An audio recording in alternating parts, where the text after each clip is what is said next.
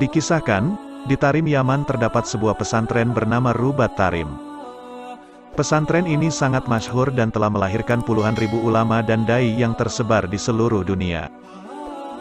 Di sana para santri diajarkan berbagai macam ilmu, khususnya spesifikasi ilmu fikih sebagai keunggulannya. Di pesantren itu pula ada seorang santri, sebut saja namanya, Fulan. Si Fulan ini adalah santri yang sudah menetap 13 tahun bersama Habib Abdullah bin Umar Asy-Syatiri.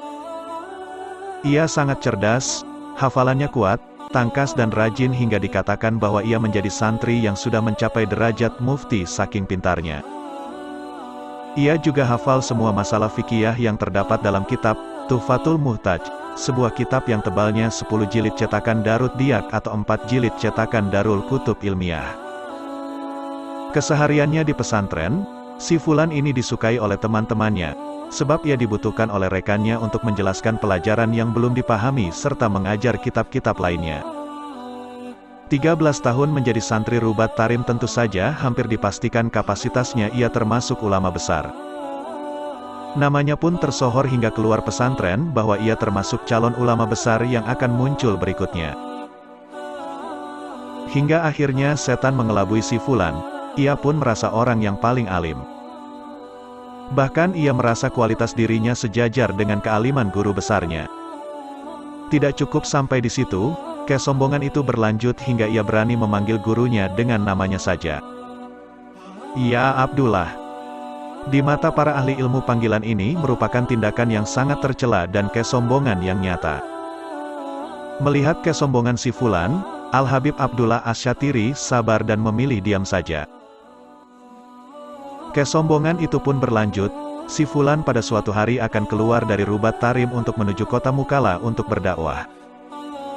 Ia pun keluar dari pesantren begitu saja tanpa izin kepada Al-Habib Abdullah Asy-Syatiri. Hingga pada saat Madras Ribat, sebutan untuk pengajian rutinan di Rubat Tarim, Habib Abdullah menanyakan perihal keberadaan si Fulan yang biasanya duduk di depan namun tidak kelihatan. Kemanakah si Fulan? Sebagian murid yang mengetahui menjawab, si Fulan sedang berdakwah ke kota Mukalla. Habib berkata, apakah dia izin kepadaku? Sontak murid yang lain diam saja. Dan Habib Abdullah kemudian berkata, baiklah, kalau begitu biarkan si Fulan pergi, akan tetapi ilmunya tetap di sini. Di kota Mukalla, Yaman. Para ahli ilmu dan para pecinta Habib Abdullah Syatiri yang mendengar bahwa si Fulan santri senior Rubat Tarim akan mengisi ceramah di Masjid Baumar Mukalla. Mereka pun berbondong-bondong datang, mereka pun mempersilakan si Fulan untuk memberikan ceramahnya. Si Fulan naik ke mimbar dan memulai isi ceramahnya. Ia memulai dengan basmalah, hamdalah, solawat kepada Nabi, amma ba'du. Kemudian ia membaca sebuah ayat.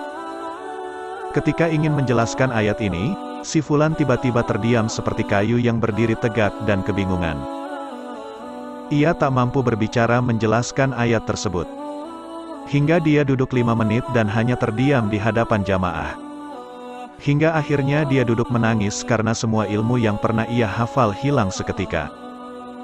Bahkan kitab kecil Safinatun Najah tak hafal satu kalimat pun, apalagi kitab Tuhfah yang awalnya telah dihafal. Ketika diribat bagaikan unta yang sangat bagus mahal harganya karena mempunyai keistimewaan dan kelebihan sendiri. Jamaah yang melihatnya kaget melihat hal itu. Salah satu ahli ilmu di kota Mukalla yaitu Habib Abdullah Shodiq Al-Habsyi yang pernah mondok mencari ilmu di Ribat Tarim selama 9 tahun mengerti bahwa pasti ada sesuatu yang tidak beres dari si Fulan. Kemudian datanglah kabar bahwasanya si Fulan telah isaatul adab, berbuat kurang baik terhadap gurunya. Ia pun bertanya pada si Fulan. Setelah mendengar penjelasannya, si ahli ilmu menasehati agar ia, si Fulan, minta maaf pada Sang Maha Guru. Memang sudah dikuasai oleh setan, ia pun enggan untuk tawaduk dan minta maaf pada sang guru.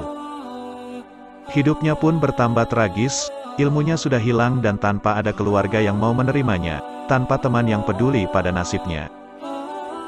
Hingga akhirnya ia hidup dalam keadaan sangat miskin di pinggiran kota Mukalla dan sehari-hari menjadi penjual arang di toko area pasar.